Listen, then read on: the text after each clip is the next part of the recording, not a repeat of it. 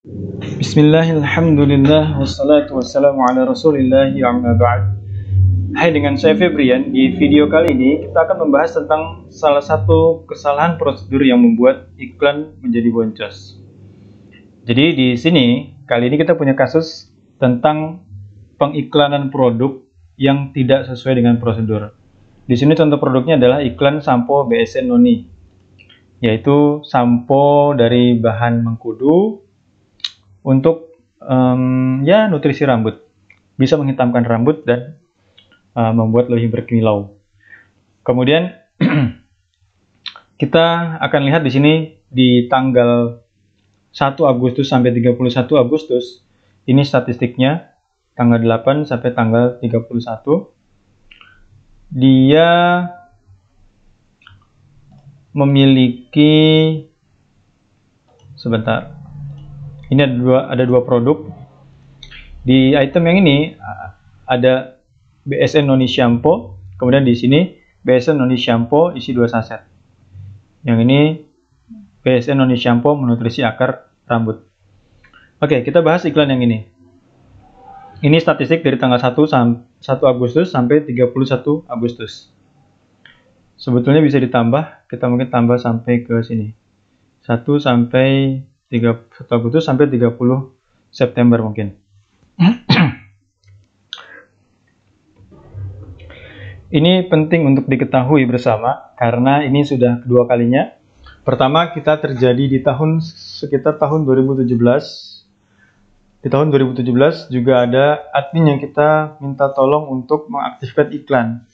Tapi ketika caranya salah, maka hasilnya salah. Nah, ini kita langsung bahas.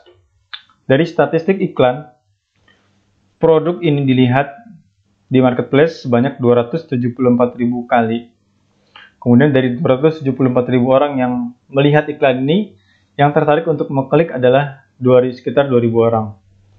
Kemudian persentasinya adalah jumlah ini dibagi ini, 0,73%. Dan dari sekian ribu orang yang mengklik atau melihat produk kita langsung, mengklik produk kita, mengklik toko kita, ada orang yang pesan 2 orang, yang masing-masing membeli 1 pieces dan 2 pieces.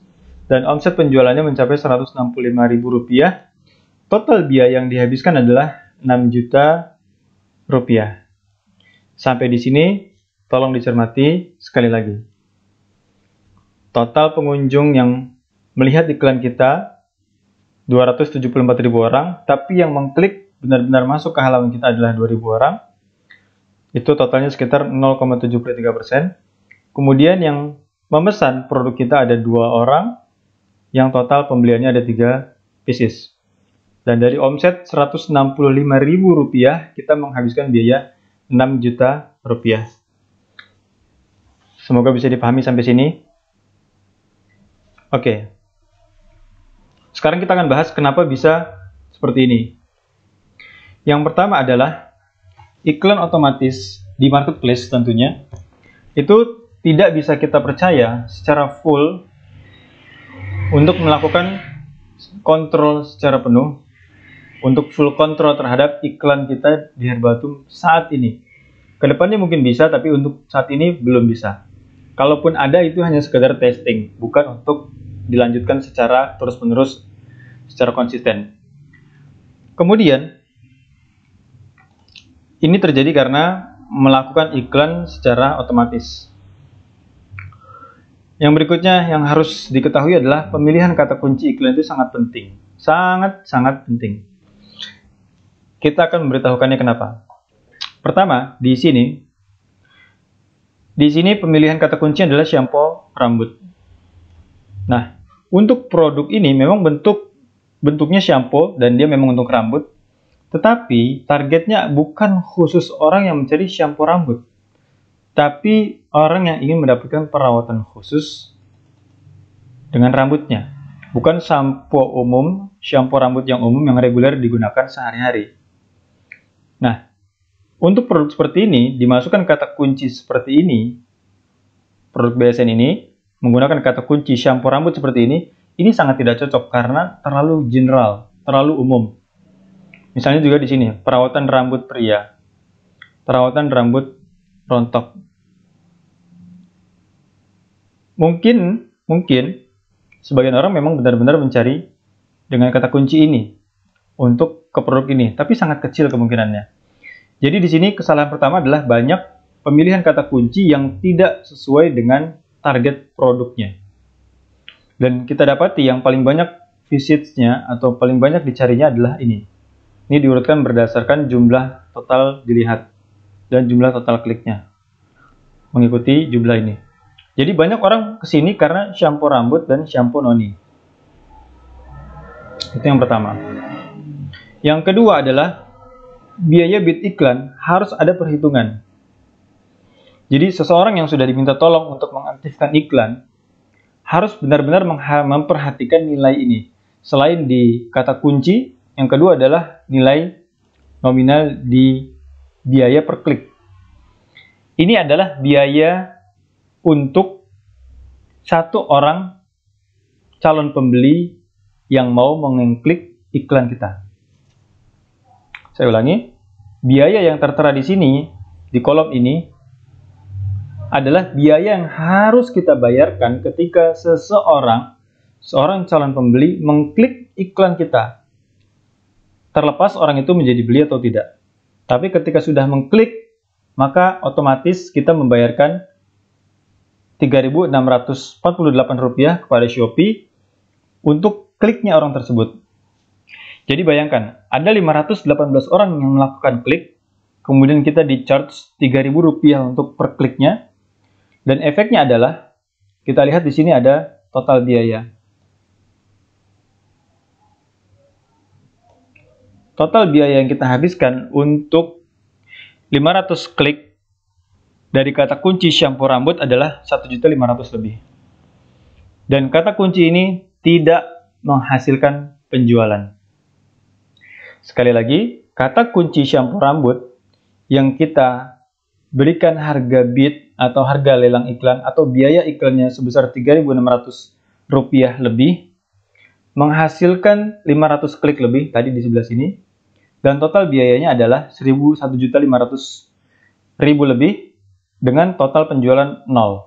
Artinya kita kehilangan 1.500.000 tanpa menghasilkan penjualan sama sekali. Dan itu berlaku untuk beberapa keyword atau kata kunci yang ada di bawahnya juga.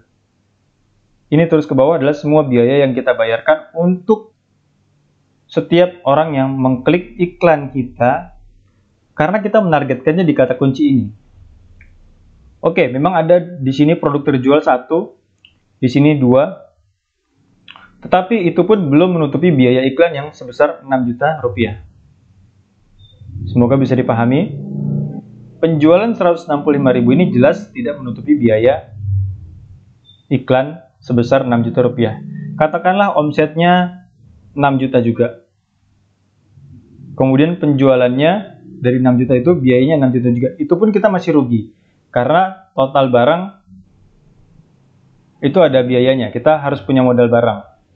Artinya dari 6 juta itu katakanlah profit atau keuntungan kotornya itu masih katakanlah 10%. Dari 6 juta adalah 600.000. Itu pun kita masih rugi. Nah, ini yang perlu diperhatikan. Jadi pertama kata kunci. Yang kedua adalah biaya iklan bidnya. Biaya iklan per kata kunci harus ada perhitungan.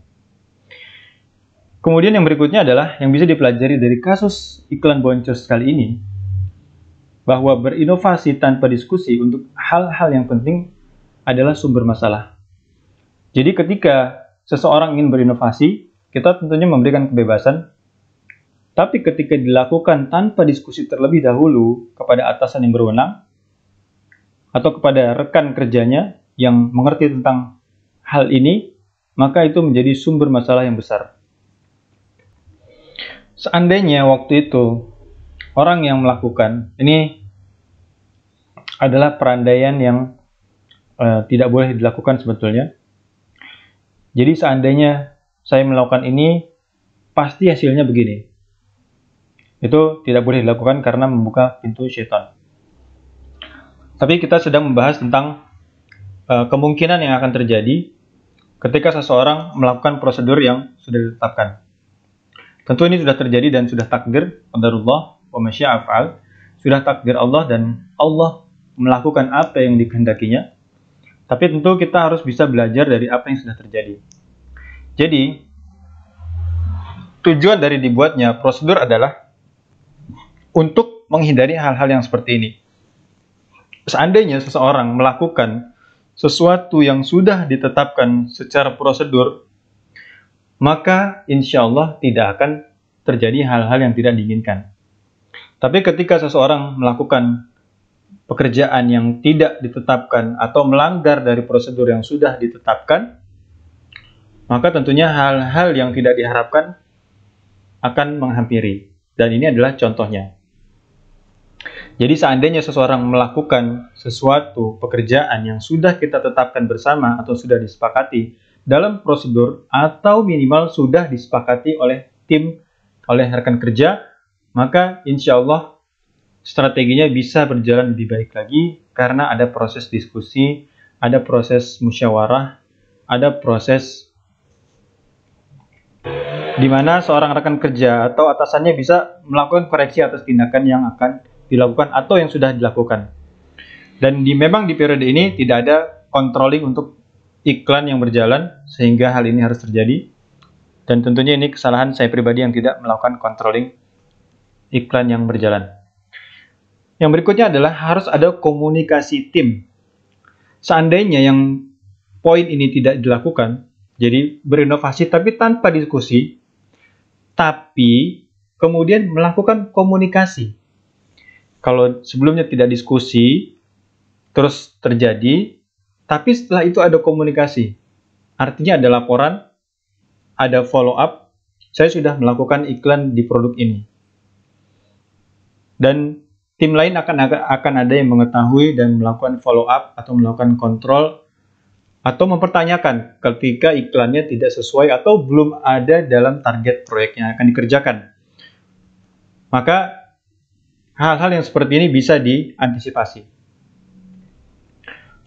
Kemudian yang harus diketahui adalah bahwa laporan iklan atau laporan pekerjaan yang sudah diatur itu bukanlah sekedar formalitas belaka kepada atasan atau kepada rekan kerja. Tetapi ini akan menjadi acuan. Ini akan menjadi acuan bagi atasan atau bagi rekan kerja yang lain ketika harus melakukan hal yang berkaitan dengan pekerjaan ini, seperti apa kelanjutannya.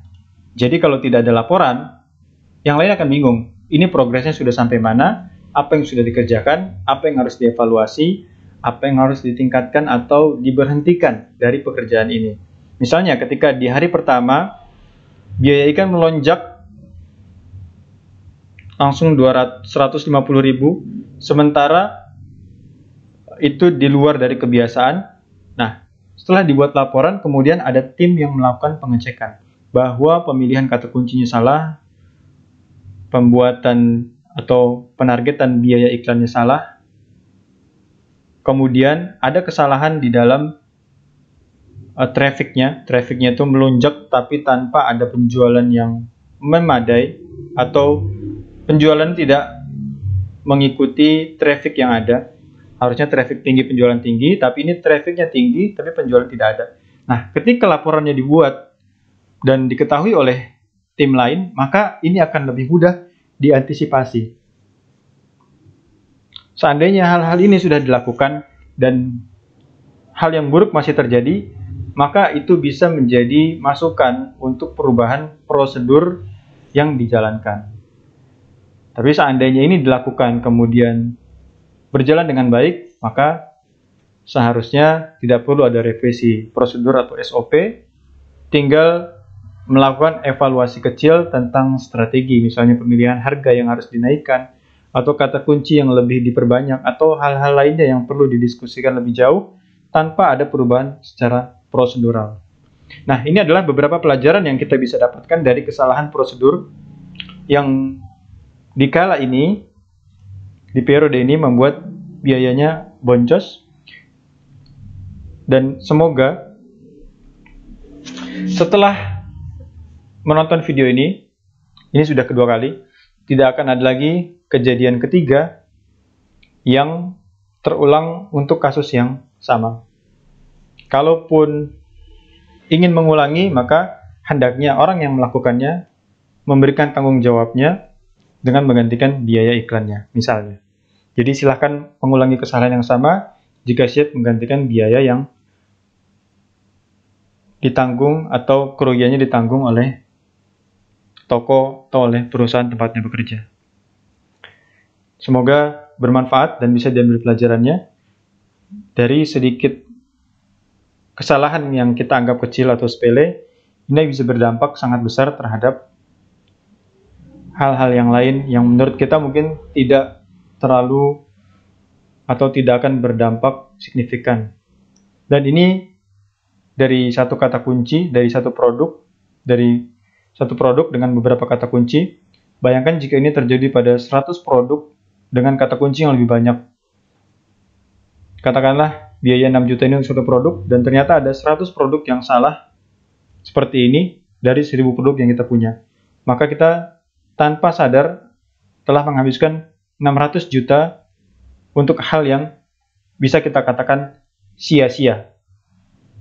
Tapi ketika ada hal yang sudah kita pelajari dari hal ini, mudah-mudahan ini tidak menjadi sia-sia, tapi menjadi evaluasi bagi masing-masing dari kita untuk lebih memperhatikan tentang langkah-langkah kerja atau kegiatan aktivitas pekerjaan yang sudah ditetapkan, yang sudah didiskusikan, atau minimal dibuat laporan, bukan sekedar formalitas kepada atasan, tekanan, akan tapi menjadi acuan untuk pekerjaan kita di masa yang akan datang.